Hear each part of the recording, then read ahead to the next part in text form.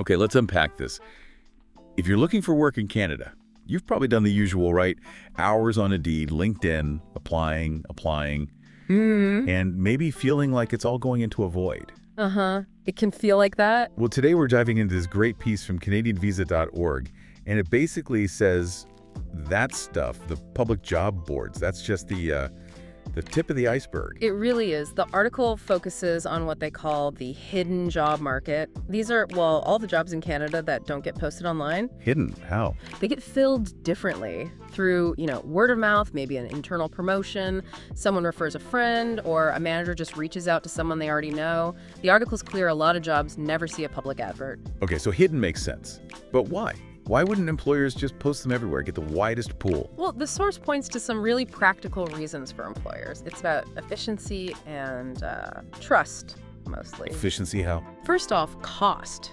Think about it. Posting a job publicly means potentially hundreds, maybe thousands of applications, sorting through all that. It takes serious time and money. Right, time and money. That makes sense from a business perspective. Exactly. And that leads right into the second point. It's way faster. If you get a good referral from a trusted employee, or you promote from within, you can fill that role much, much quicker than starting a whole public search. Okay, faster, cheaper, and I guess you also have a better idea of who you're getting. Precisely. That's the quality assurance bit. The article emphasizes that referrals often bring people who aren't just skilled, but also, a good fit for the company culture. Someone who will likely mesh well with the team. Yeah. The source uses a simple analogy, like a manager might just ask someone on their team, hey, know anyone good for this? And boom, if they do, the position's filled. It never needed an online post. Wow. Okay, so if that's how a big chunk of the market works, then our mission today is pretty clear. We need to dig into this article and pull out the real strategies, the actionable stuff, so you listening can actually tap into this. Absolutely. This is crucial info, especially like the article says, if you're maybe new to Canada or you're trying to change careers. So, from the job seeker side, what's the real advantage here? Why put effort into this hidden market? Well, this is where it gets really interesting for you. The biggest advantage the source highlights: dramatically reduced competition. Less competition. How much less? Think about it. A public job posting, hundreds, maybe thousands of applicants. A hidden opportunity found through a connection. You might be up against just a few people, sometimes. You might be the only one they're seriously considering at that moment. Okay, that's huge. That alone makes it worth exploring. Totally. And then there's visibility. The article points out that getting referred or even just reaching out directly makes you look proactive, motivated.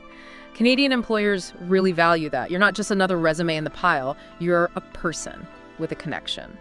And does it potentially lead to jobs that are maybe a better fit for you personally? Yeah, the source suggests it often does. These hidden roles sometimes pop up because of a very specific need the company has right now. Maybe they need someone with your exact weird skill set, so the role might be, well, more tailored to you than some generic job description. Okay, makes sense. So who does the article say benefits the most from focusing on this? Is it for everyone? Well, it benefits everyone, really, but the source specifically calls out a few groups. New immigrants who need that first bit of Canadian experience. Recent grads, maybe without a long work history, people pivoting mid-career, and folks who've been laid off and need to find something quicker. Right, people who might face extra hurdles in the standard application process. Exactly. The article actually says, networking and informal channels often open doors faster than traditional application processes in Canada, especially for those groups. Okay, the big question then. Oh. How? How do you actually get into this hidden world? What are the practical steps? Right. The absolute cornerstone, according to this article, networking, building, and importantly, leveraging your network. And we're talking real relationships, not just collecting contacts. Okay, genuine relationship building. But how do you start if you're, say, new in town or switching fields entirely? Where do you find these people? You got to be proactive, get out there. The article suggests things like attending networking events, industry meetups, Chamber of Commerce stuff, trade fairs, also joining professional associations in your field. They mention examples like Engineers Canada, HRPA for HR folks, CMA Ontario for accountants. So places where people in your target industry gather. Exactly. And LinkedIn is huge here too. Yeah. And not just clicking connect. Some personalized requests, Engage with people's posts, show genuine interest in what companies are doing.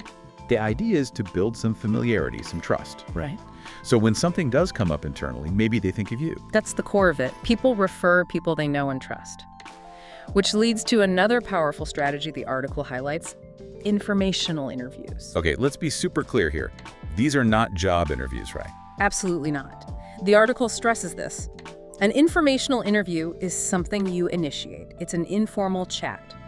You're asking someone about their job, their company, their career path, purely to learn. You are explicitly not asking for a job. So what's the real benefit then, if you're not asking for a job? Oh, it's huge. You get insider insights into a company's culture. You learn what skills are actually in demand, not just what's on the job description. And crucially, you make a personal connection, a positive impression. And that connection might pay off later. Definitely. Down the road, that person might hear of something perfect for you and remember that great chat you had. The article says, always follow up with a thank you note. Keep that connection warm. Okay, good tip. What else? The article mentioned volunteering. Yeah, or interning. This is a really practical way to get your foot in the door, gain that Canadian experience everyone talks about, and actually be inside an organization. So you're visible. They see your work ethic firsthand. Exactly. You're proving your value right there. And lots of times, the article suggests, organizations prefer to hire someone they've already seen in action. A good volunteer or intern often gets considered first for permanent roles. Look on sites like Charity Village, Volunteer Canada, local community centers for these. What about just reaching out cold? To companies you admire, even if you don't know anyone there, that feels a bit bold. It does take some guts, yeah. The source called it cold calling or targeted outreach. It's about being proactive. The key is how you do it. How do you do it effectively? Keep it brief, compelling, introduce yourself, say why you're interested in that specific company, do your homework. Briefly mention how your skills align with what they do, and then have a clear but soft call to action. Like what? Not, can I have a job? Definitely not. Something more like, could I be kept in mind for future opportunities? Or would you be open to a brief 15-minute chat sometime so I can learn more about your team? And always attach your resume just so they have it. Okay. What about leveraging past connections, like from school? Absolutely. Alumni networks. If you studied in Canada or even internationally, but your school has a Canadian chapter, use it. Universities, colleges, they often have alumni offices, databases, events, all designed to help grads connect. LinkedIn's great for this too, finding people who went to your school. And for newcomers, you mentioned specific services. Yes, super important. The article highlights settlement and career services organizations. These places are set up specifically to help newcomers integrate. What kind of help do they offer? Things like mentoring, workshops on Canadian-style resumes, interview practice, and sometimes direct job placement help. And here's the key part for the hidden market. They often have direct relationships with employers. They hear about jobs that aren't posted publicly. Can you give examples of these organizations? Yeah, the article names a few well-known ones like YMCA Newcomer Services, ACCS Employment, Mosaic Out West, and TRIEC, the Toronto Region Immigrant Employment Council. Definitely worth checking out if you're new to Canada. Good resources to know. Okay, so we've talked strategies. What about tools? Any specific digital platforms that help with this kind of network-focused search?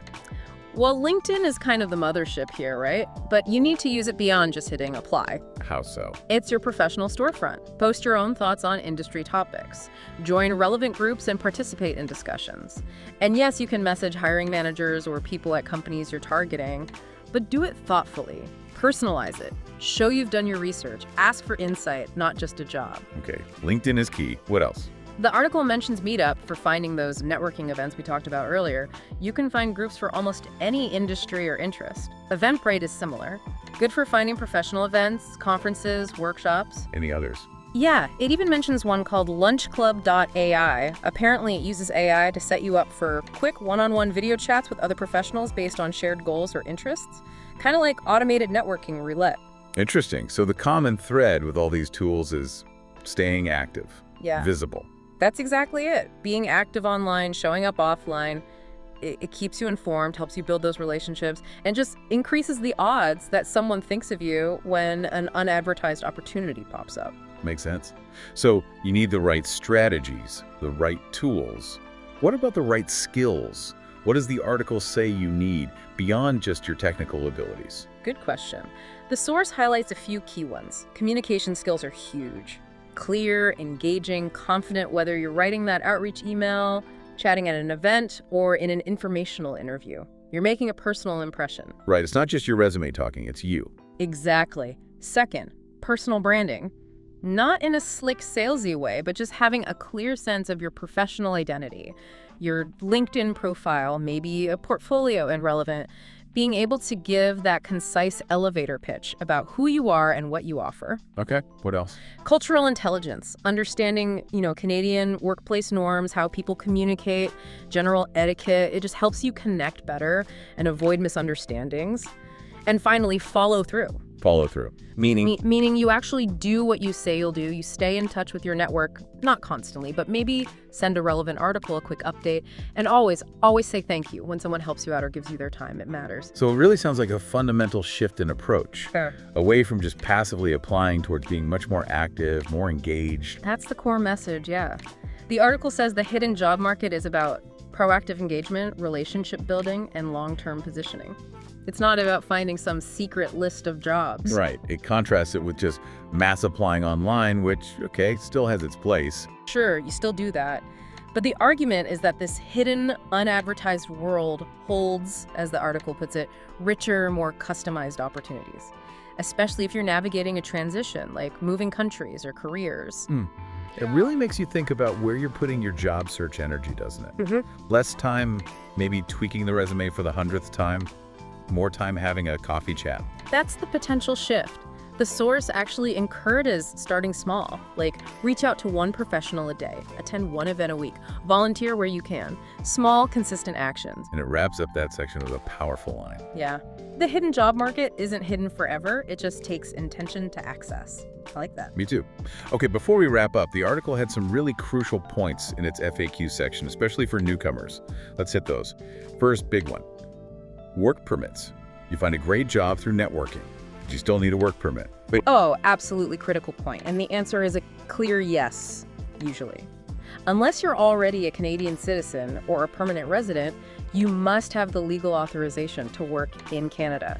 Doesn't matter how you found the job referral, networking, whatever. Getting the offer is step one. Being legally allowed to take it is step two. So you can't just bypass the legal requirements because you knew someone. Not at all. You need to be upfront with your network and especially with potential employers about your work status, what kind of permit you have, if any, and what the limitations are. The article advises consulting official immigration resources, maybe even an immigration professional, to make sure everything's above board. And employers will check this stuff, right? They have to. The article also notes that realistically, employers might find it easier to hire someone who's already authorized to work, or someone they can support through established programs like the TFWP Temporary Foreign Worker Program or the IMP International Mobility Program.